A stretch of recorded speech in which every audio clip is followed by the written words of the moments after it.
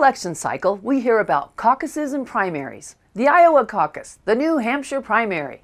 If you're like me, you probably haven't paid too much attention to it at all in the past. So, what's the difference between a caucus and a primary? Is one preferable to the other? Should I even care? Well, here in Utah, those questions have come up a lot. So let's take a look at the issue in the basics.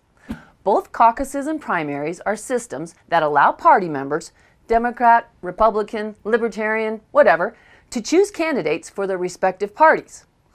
In a caucus, neighbors meet in small groups called precincts to discuss party platforms, beliefs, and to review candidates that have registered to run for that office. Party members ask questions of each other and of candidates to find out whether or not they represent their values. Delegates are then selected from each precinct to represent the voters at a party convention charged with finding the best candidate to support the issues important to their precinct. Candidates then meet with the delegates during the vetting process. Good delegates do their research to make sure the candidate is who he says he is. There are two conventions, one for county offices and another for state and national offices.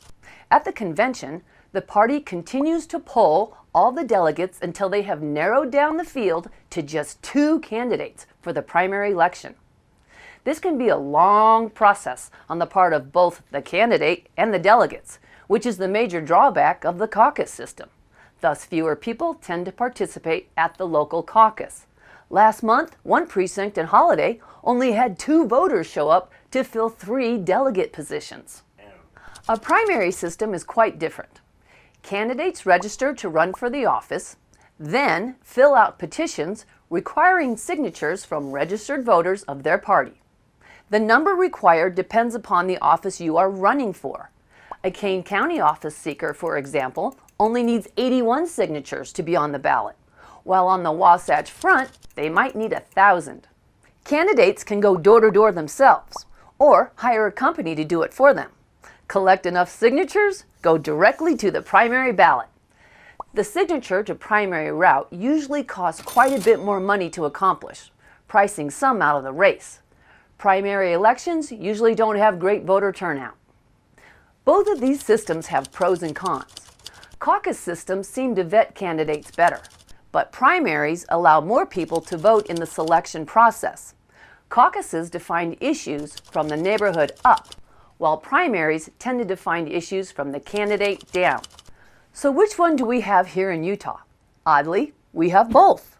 Senate Bill 54, passed in 2014 as a compromise to avoid a primary system ballot initiative, allows candidates to go through either or both process in order to gain access to the ballot.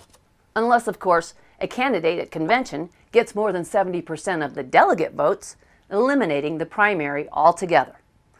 While the hybrid system seems like a good compromise, it's actually led to infighting within the Utah's Republican Party and a lawsuit between the party and the state of Utah. So there you go. A primary is quick, a caucus is in-depth, and both can be pretty messy. But that's what a republic is all about. Chad will be back to let opinions fly on both sides of the issue in our discussion. For the county seat, I'm Rhea Rossi Booth.